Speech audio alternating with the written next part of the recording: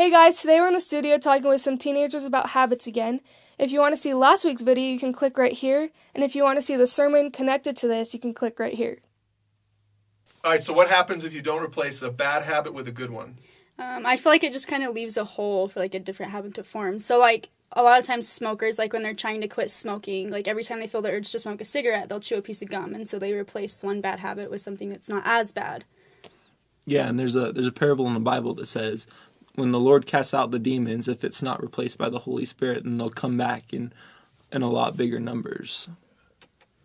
All right, so for Christians, where do good habits come from? I think a good habit for a Christian comes from just Jesus changing your heart. When you accept him into your life, that instantly changes how you look at things.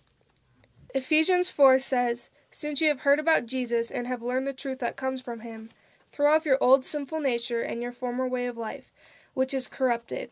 Instead, let the Spirit renew your thoughts and attitudes. Put on your new nature, created to be like God, truly righteous and holy." So basically what that verse is saying is that our good habits come from our new nature that we get as Christians. So is that talking about your willpower, your ability to make choices?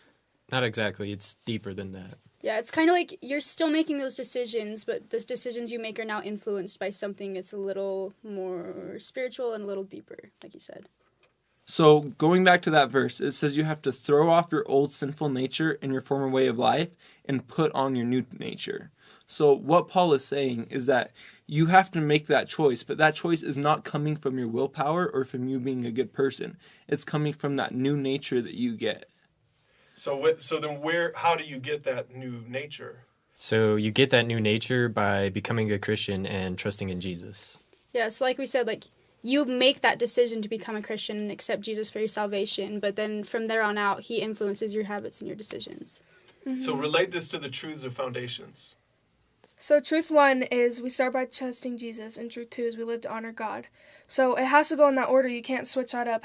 You have to start with trusting Jesus because of that gives you the ability to live to honor him. You can't switch that around. Yeah, being a good person doesn't give you that trust in Jesus. Yeah. That trust in Jesus is what lets you be a good person. Mm-hmm. And it changes your habits. Mm-hmm. Yes. Okay, now you can use the questions below to talk about this with your family, small group, or mentor. And as for that last part, if you haven't yet put your trust in Jesus, or you're not sure if you have, go ahead and check out Foundations. Go through it with a friend, family member, or even a mentor. There's no way you can change your habits if you haven't yet changed your heart. And the only way to do that is through Christ. So go ahead and take a look at Foundations.